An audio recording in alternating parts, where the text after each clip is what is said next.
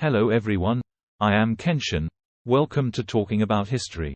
As the first ruler in history to create an empire spanning Europe, Asia, and Africa, Alexander the Great is certainly no stranger, but what really helped him create his achievements were the 6 battles that few people know about. Today we will learn about them one by one. Before the show starts, please subscribe, share, and turn on the little bell. This will help us grow faster. Without further ado, the show begins. Picture this. It's 336 BCE, and young Alexander, barely out of his teens, inherits the throne of Macedonia from his old man, Philip II. But this kid isn't content with just chilling on his royal throne. Oh no, he's got bigger plans, like, conquer the world kind of plans. With the energy of 1,000 Greek gods, Alexander launches himself into a whirlwind of military conquests, making sure Macedonia's borders stretch as far as the eye can see. From the sands of Persia to the lush lands of India, this guy's like the ultimate road trip buddy, only instead of souvenirs, he's collecting empires. But what really sets Alexander apart isn't just his thirst for conquest. It's his knack for winning battles even when the odds are stacked against him. Seriously, this dude's like a real-life underdog story, taking on armies twice the size of his own and still coming out on top. And get this, Alexander's not one to sit back and bark orders from a comfy chair. Nah, he's right there in the thick of it, leading his troops into the fray like a true warrior king. But with great bravery comes great battle scars, and Alexander's got plenty to show for it: cleaver slashes, sword gashes, catapult missiles, you name it. Now, let's talk battles. There's the whole Persian Empire conquest, where Alexander basically decides, hey, why not add Persia to my resume? Then there's the Siege of Tyre, a coastal city so stubborn it holds out against Alexander's forces for 7 whole months. And let's not forget the Battle of Gaugamela, where Alexander faces off against the Persian king Darius III in a showdown for the ages. But perhaps the most unexpected twist in Alexander's conquest saga is the Siege of Gaza.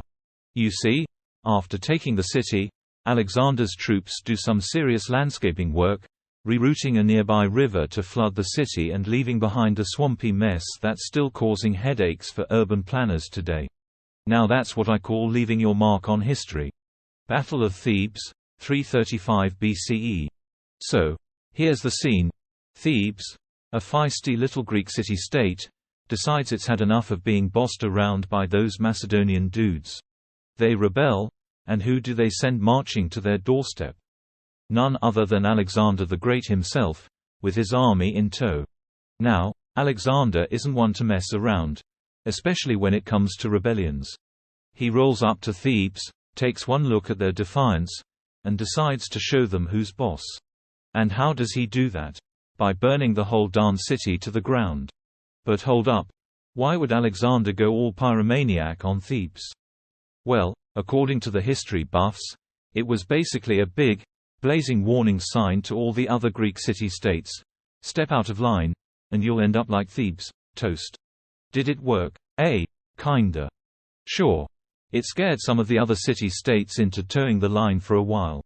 But Sparta, being the rebellious bunch they were, decided to test Alexander's patience a few years later. Let's just say it didn't end well for them either. Meanwhile, while Alexander's busy playing with matches in Greece, he's got his sights set on bigger conquests in Asia. Battle of the Granicus River, 334 BCE. Picture this. Alexander, fresh off the Macedonian throne and itching for some action, decides it's time to take a little field trip to Asia Minor. But he's not there for the kebabs. He's there to conquer. So, he rolls up to the Granicus River, ready to throw down with the Persian Empire's bigwigs. On one side, you've got Alexander and his Macedonian muscle, pumped up and raring to go. On the other side, the Persian satraps, those regional governors who think they can keep Alexander at bay. But Alexander's not about to let a little river stand in his way. He charges right in, swords swinging and shields clashing. And you know what? He wins. It's a total victory for the Macedonians, and suddenly, Alexander's the new sheriff in town. With Asia Minor under his belt, Alexander's feeling pretty confident. He's like, "All right, boys, let's keep this party going." So, he sets his sights even further into Persian territory, where King Darius III is waiting with his own army. Battle of Issus, 333 BCE. Imagine this. Alexander the Great, fresh off his triumph at the Granicus River, is on a roll. He's got the wind in his sails, the sun at his back, and he's ready to take on the big kahuna himself, King Darius III of Persia. So, where does this epic showdown take place? None other than the ancient town of Issus, smack dab in what we now call Turkey. It's like the heavyweight championship of the ancient world, with Alexander and Darius squaring off for the title. Now, you might be wondering, why did Darius decide to meet Alexander on his own turf? Well, according to the wise minds like Cartledge, it's because Alexander's conquest of Asia Minor had Darius shaking in his boots. He figured, if you want something done right, you gotta do it yourself, and marched out to meet Alexander head-on. And what a showdown it was. Swords clashed, spears flew, and the ground shook with the thunder of marching armies. But in the end, it was Alexander who emerged victorious, dealing Darius a crushing blow and sending him packing. But hold your horses, Darius isn't ready to throw in the towel just yet. He's got some fight left in him. And 2 years later, he's back for round 2 at the Battle of Gaugamela. It's like a rematch of the century, and you better believe the whole ancient world is watching. Siege of Tyre, 332 BCE. Picture this. Alexander the Great, fresh from his triumph over Darius at Issus, sets his sights on a new conquest, Tyre.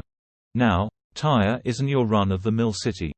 No sir, it's an ancient metropolis, perched on an island off the coast of what we now call Lebanon. And let me tell you, it's fortified like Fort Knox. But does that stop Alexander? Not a chance. He's got tricks up his sleeve, and he's not afraid to use them. So, what's his master plan? He decides to build a stinking causeway, a giant bridge, if you will, connecting the mainland to the island fortress. Talk about bold moves. With the causeway in place, Alexander's troops march across, armed to the teeth and ready for action. They set up siege towers, raining arrows and catapult fire down on the city walls. It's like something out of a Hollywood blockbuster, with Alexander playing the starring role.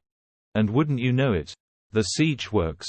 Tyre falls to Alexander's forces, adding another notch to his conquest belt. But here's the kicker, that causeway Alexander built, it doesn't just disappear into the annals of history. Oh no, it leaves a lasting mark. Over time, silt builds up around it, forming a land bridge that connects Tyre to the mainland, a little piece of history, courtesy of Alexander the Great. Battle of Gaugamela, 331 BCE. Picture this. The sun beating down on the dusty plains of ancient Iraq, setting the stage for one of history's most epic showdowns. On one side, you've got Alexander the Great, a young conqueror with ambition as vast as the desert itself. And on the other, King Darius III, ruler of the mighty Persian Empire, with his legions of soldiers ready to defend their land to the last breath. Now, here's the kicker. Despite being outnumbered, Alexander pulls off the impossible yet again. With a stroke of tactical brilliance, he outmaneuvers Darius and his forces, sending them scrambling for cover. It's a masterclass in military strategy, and Alexander emerges victorious once more. But here's where the plot thickens.